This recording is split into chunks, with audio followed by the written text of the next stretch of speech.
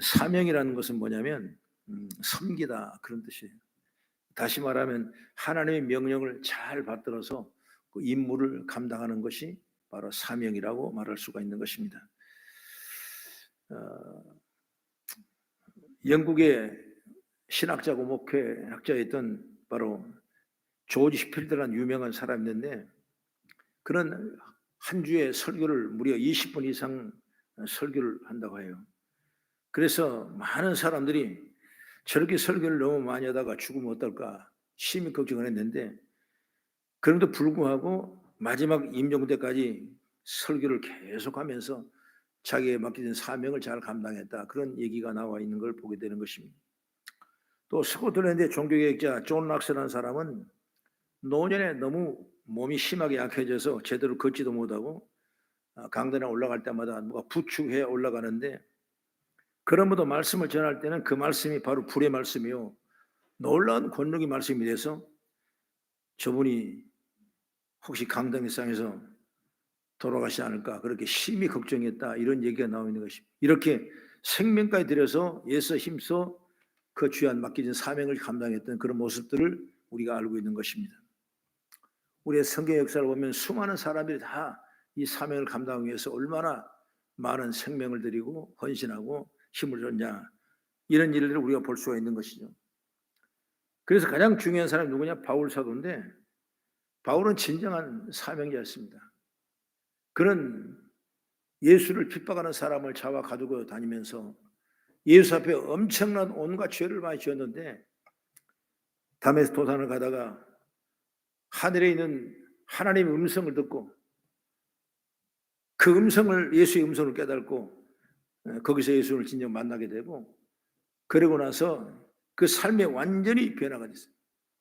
그런 8일 만에 할례받은 자요, 가말리아 문화에서 공부를 하는 자요, 또 로마 시민권을 가진 자요, 또 피장의 집의 아들로서 부유하고 넉넉한 사람이고 많은 학문을 외운 사람인데 불구하고 자기 모든 것을 배설물로 내가 여겨버리고, 그건 아무것도 필요 없더라.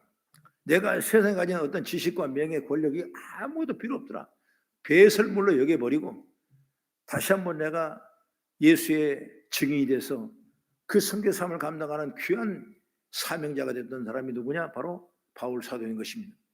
그 바울 사도 역시 마찬가지로 그는 허리가 굽었고 그 몸에는 사단의 가시가 있었고, 복음을 증거하는 이는 어려움이 많았고, 복음을 증거할 때마다 여러 번 수십 번 죽을 뻔을 하고 있었지만은 그는 끊임없이 그 사명을 감당하기 위해서 짐을 지고 세계 전도 여행을 3번씩 다니면서 교회를 세우고 말씀을 증거하고 성도 제자를 양육하는 그런 위대한 일을 하신 분이 바로 바울 사도라고 볼 수가 있는 것입니다.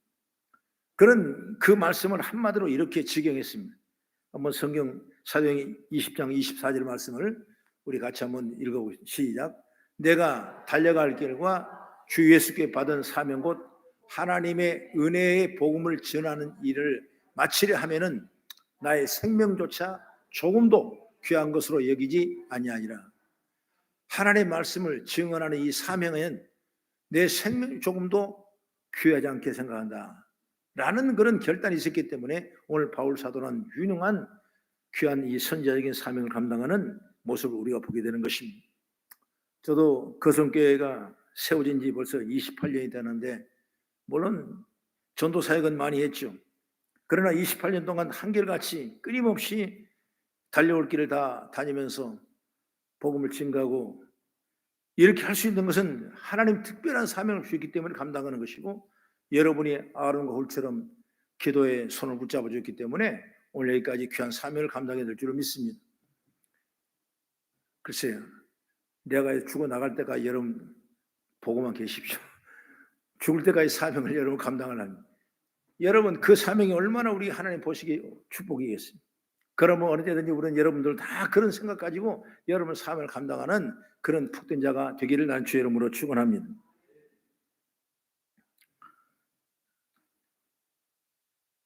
마지막까지 최선을 다해 사명을 감당하는 것이 진정한 사명자의 자세고, 이 성경에 나온 인물 중에 많지만은 그 중에 오늘 읽었던 본문의 말씀을 통해서 여호수아라는 사람이 바로 그 사명을 감당한 사람 중에 한 사람이다. 본문을 오늘 보니까 어떻게 말하죠? 여호수아가 죽을 때 나이가 110세였다. 110세였다. 그러니까 여호수아가 죽음을 보면서 우리는 뭔가 깨달을 수 있는 지혜가 열려야 되고, 마지막 유언을 통해서 우리에게 주신 말씀 뭔가를 우리가 깨닫다 본다면 그 삶의 그 말씀이 우리 가운데 다 적용이 돼서 우리 가운데 아는 열매로 나타나게 될 줄 믿습니다. 그럼 첫째로 뭐냐? 사명을 다하고 죽은 여호수아를 보면서 우리도 마지막 사명을 다해야 된다 그 말이에요. 여호수아의 그 얘기를 보면 그 가문에 대해서는 별로 알려지지 않고 사실 성경에도 많이 나와 있지 않습니다. 다만 눈의 아들 여호수아라 이런 기록이 나와 있는 것입니다. 당시에 이 여호수아라는 이름이 이분만 있는 것이 아니라 많은 사람이 여호수아라는 이름을 가졌어요.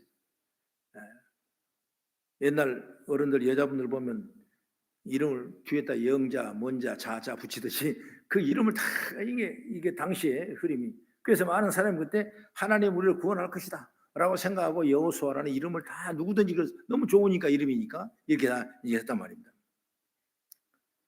근데 본명은 분명히 누구냐? 바로 여호수아가 아니라 호세아였어요. 호세아. 그러니까 나중에 후에 모세에 의해서 하나님은 나의 구원이시다라는 말씀을 확실하게 증거해 주기 위해서 내 호세아라고 하지 말고 여호수아라고 바꿔라. 이렇게 말씀해서 바꿔준 사람이 누구냐? 바로 모세였어요. 모세가 호세아를 여호수아로 바꿔주는 것입니다. 바로 이 이름은 우리의 구원자 되시는 예수님의 이름과 원형이 되는 것입니다. 그래서 예수가 뭐냐? 예수가 우리를 구원할 자입니다.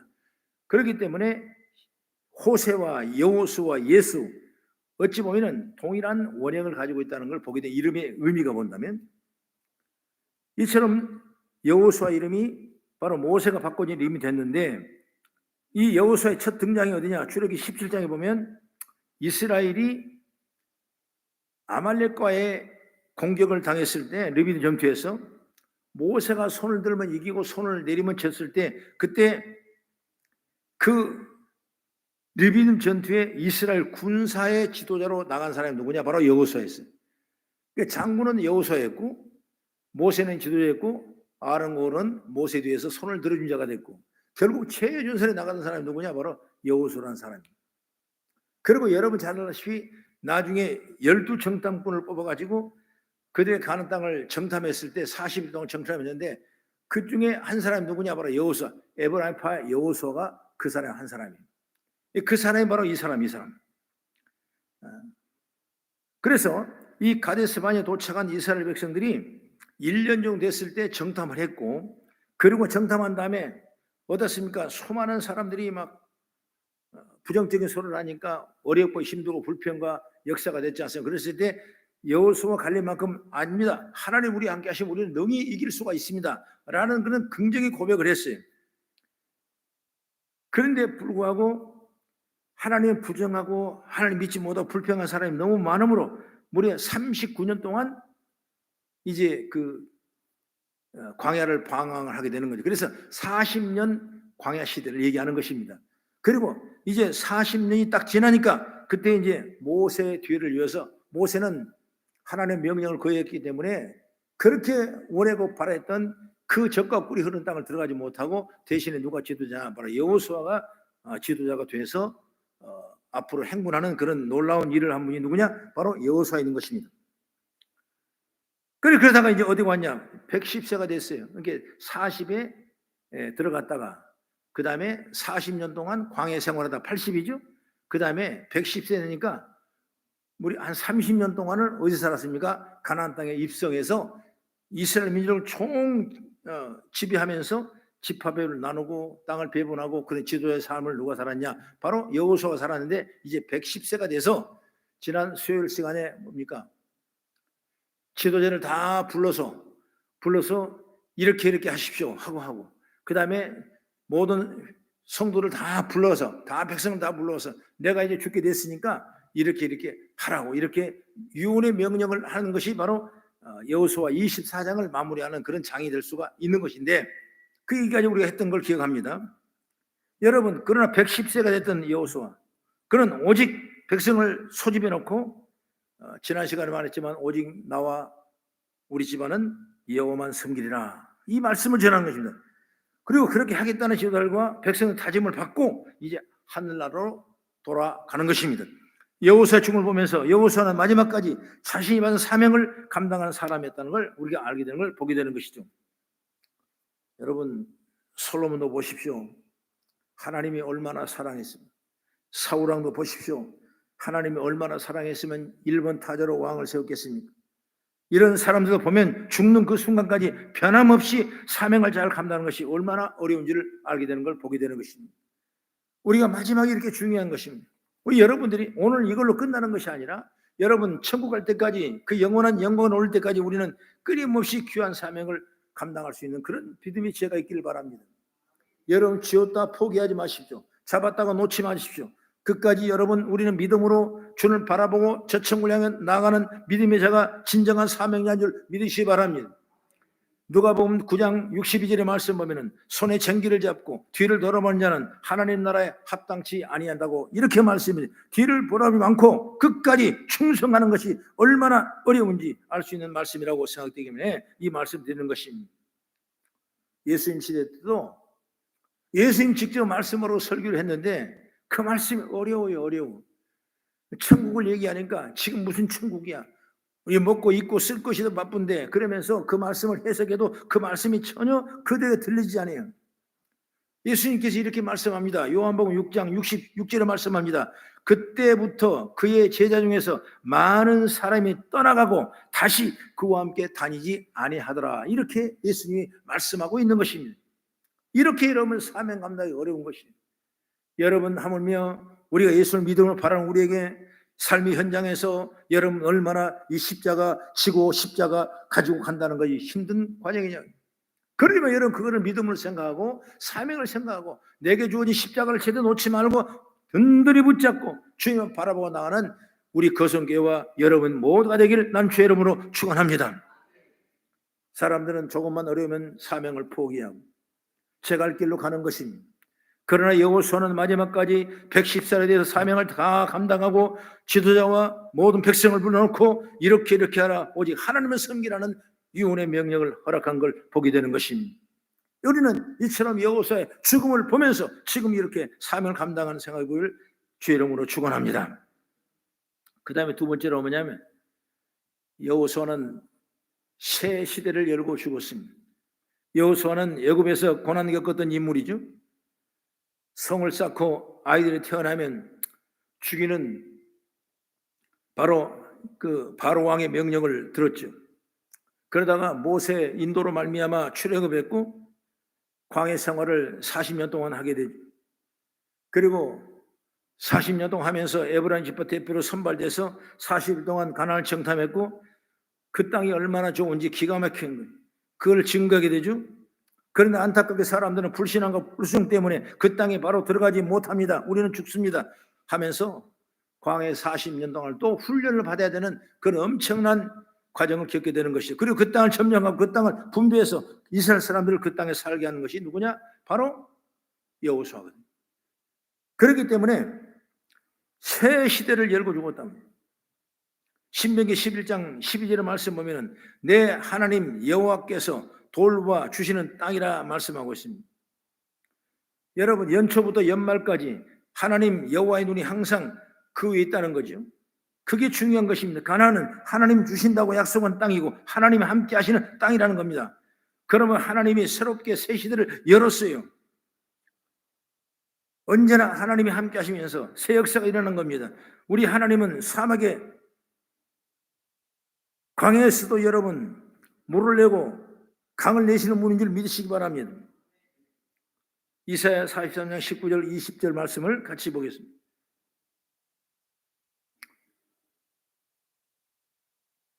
시작. 보라, 내가 새 일을 행하리. 이제 나타낼 것이라. 너희가 그것을 알지 못하겠느냐? 반드시 내가 광야에서 길을, 사막에서 강을 내리니 장차 들짓는 곳 승냥이와 타조도 나를 존경할 것은 내가 광야에서 물을, 사막에서 강들을 내어 내 백성 내가 택한 자에게 마시게 할 것임이라. 하나님은 여러분 새 역사를 이루신 분이에요. 우리가 믿음으로 나간다면 더 큰 미래의 축복의 새 역사가 우리 가운데 열리게 될 줄로 믿으시기 바랍니다. 이제 이스라엘이 가나안 땅으로 들어왔습니다. 가나안은 애굽과 다른 곳이었습니다. 애굽은 이미 만들어진 곳이었지만 가나안은 이제 이스라엘 사람들이 새로 건설해야 하는 곳이에요. 그 새로운 건설 앞에 여호수아가 반드시 서 있는 것입니다. 여호수아도 뭘 어떻게 할지 모를 겁니다. 그래서 하나님을 의지하고 그때마다 하나님 앞에 늘 의지하고 기도했던 것입니다. 문제가 있을 때만 하나님 앞에 찾아가서 하나님 보고 묻고 또 물었습니다. 왜 그렇습니까? 여호수아는 자기가 생각했던 거 분명히 있어요. 하나님이 자기 어떤 걸 분명히 알고 있어요. 아니 이미 하나님이 우리에게 약속해 주신 말씀이 있기 때문에 그 말씀을 믿고 굳건히 붙잡고 나갔기 때문에 이 어려운 얘기를 다 이겨내고 마지막 사명 감당하는 역사가 임하는 줄 믿으시기 바랍니다. 여호수아 1장을 보게 되면 7절 9절의 말씀을 우리 같이 한번 읽겠습니다. 7절에도 9절, 여호수아 1장 7절 9절 시작. 오직 강하고 극히 담대하여 나의 종 모세가 내게 명령한 그 율법을 다 지켜 행하고 우로나 좌로나 치우치지 말라. 그리하면 어디로 가든지 형통하리니 이 율법책을 내 입에서 떠나지 말게 하며 주야로 그것을 묵상하여 그 안에 기록된 대로 다 지켜 행하라. 그리하면 내 길이 평탄하게 될 것이며 내가 형통하리라. 내가 내게 명령한 것이 아니냐? 강하고 담대하라. 두려워하지 말라. 놀라지 말라. 내가 어디로 가든지 내 하나님 여호와가 너와 함께 하느니라 하시니라. 아멘. 여러분, 바로 하나님께서 이 말씀을 여호수아에게 주신 말씀이에요. 말씀만 따르면 하나님이 형통하게 하신다고 약속했습니다. 그래서 여호수아는 그렇게 나간 것입니다. 그러므로 가나안 시대는 바로 새 역사를 만들고 새 시대를 열어가는 위대한 축복의 도구가 된 줄로 믿으시기 바랍니다. 여러분, 그렇다면 우리도 똑같은 마음을 가지고 그런 신앙을 갖자 그 말이에요.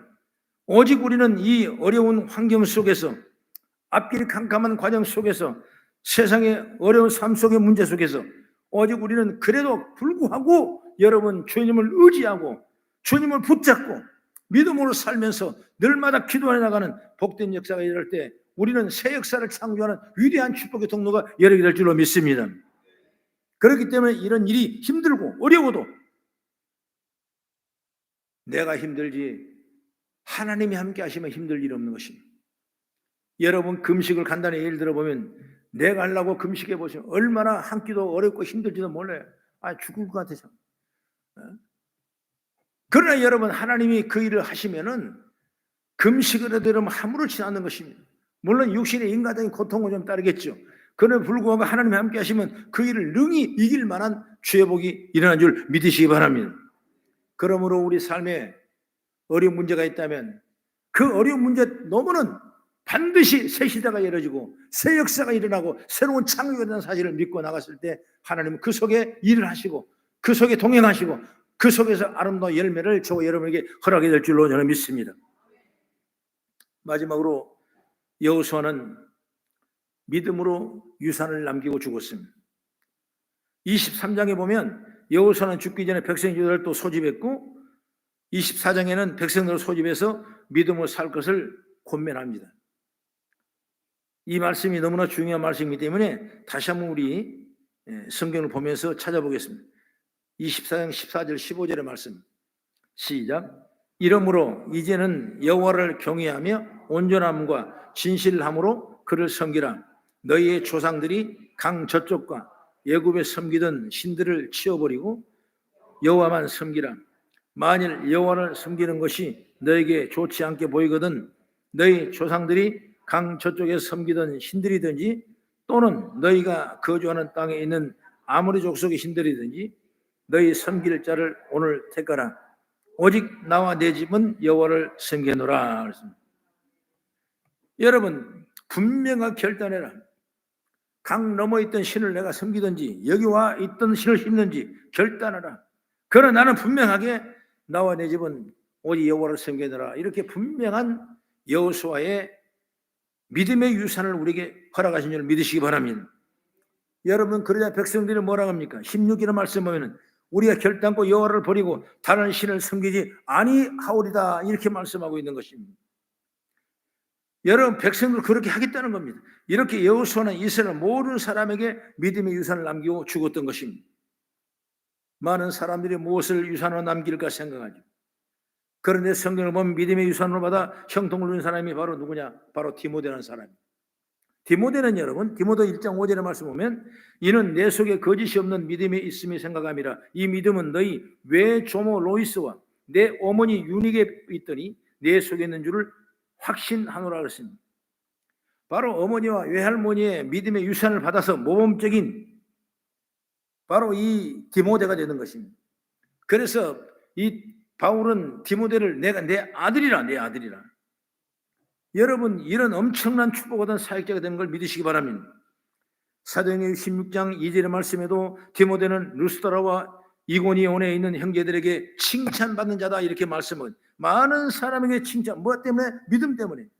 우리가 여러분 신앙생활하면서 칭찬받을 수 있는 믿음을 갖기를 축복합니다. 여러 가지 환경 속에서 인정받고 칭찬과 사랑받는 그런 믿음의 삶이 되셔야 돼요. 내가 거의 됐을 때, 그걸 내가 이루었을 때 그 믿음이 유산으로 남기는 것이 큰 복인 줄 믿으시길 바랍니다. 복음은 여러분 우리를 통해서 차소손손 대대로 이어내려가기를 축복합니다. 여러분 저뿐만 아니라 또는 복음이 여러분을 통하여 이웃에게 전해지기를 축복합니다. 그게 여러분 복 중에 복이라고 생각하는 것입니다. 코로나 이후 그냥 핑계 삼아 교회가 너무 힘들다, 어렵다, 이렇게 우리가 결단할 때가 너무나 많아요. 그것도 온갖 부정적인 생각하는 것입니다. 아니, 전쟁이 나고 온갖 핍박과 엄청난 순교 속에서도 여러분 믿음 지키고 부흥됐던 우리 한국교회를 보지 않습니까? 다시 한번 우리는 믿음을 가지고 나가셔야 돼요. 하면 된다, 할 수 있다, 한번 해보죠. 주님이 하시면 한다. 내가 하면 알 수 없지만 주님이 손을 잡아주고 한다라는 믿음을 가졌을 때 우리는 새로운 창조가 나타나게 되고 그 믿음이 우리 다음 세대의 유산으로 남겨지는 축복의 통로가 열리기를 좀 믿습니다. 이렇게 사는 것이 행복 아닐까요? 사명이라고 해서 이렇게 산 것이 아닙니다. 이렇게 사는 건 그리스도인이라면 당연한 일입니다. 여호수아는 마지막까지 그렇게 살았습니다. 우리의 모습도 이렇게 되기를 주의 이름으로 축원합니다. 마지막까지 우리는 세상 얘기 아니라 하나님 얘기하면서, 하나님 자랑하면서, 전도하면서, 천국을 소원하면서, 그리스도 십자가 얘기를 하면서 이 시대에 나갔을 때 우리에게는 그 유산이 참으로 복된 아름다운 신앙의 열매가 될 줄로 저는 믿습니다. 저는 성경의 말씀 보면 하나리 밀이 땅에 떨어져 썩으면 수많은 열매를 맺고 썩지 않으면 그대로 있다고 말씀했어요. 그게 바로 복음의 진리의 진수라고 생각해요. 내가 희생하고 내가 죽어지고 내가 썩어지고 없어지고 문드러진 것 같지만은 그 속에는 새로운 아름다운 꽃이 피게 되고 열매가 맺게 되고 더 아름다운 열매로 축복받는 은총이 있기를 주의 이름으로 축원합니다. 오늘 여호수아를 마지막 우리가 보면서 이런 분이었구나, 이런 분이었구나. 오직 하나님의 약속의 말씀 믿고 따라갔던 그는 40년 광야를 다 이겨내고 그리고 그 가나안 땅에서의 모든 일을 다 이겨내고 그리고 마지막 모든 회중을 집합시켜 놓고 오직 하나님 의지하고 하나님을 섬기라, 이것이 복이라고 성경은 말씀하고 있는 것처럼 오늘 우리도 이런 마음을 가지고 나갔을 때 하나님 진리 가운데 축복의 통로가 이루게 될 줄로 믿습니다. 기도하겠습니다.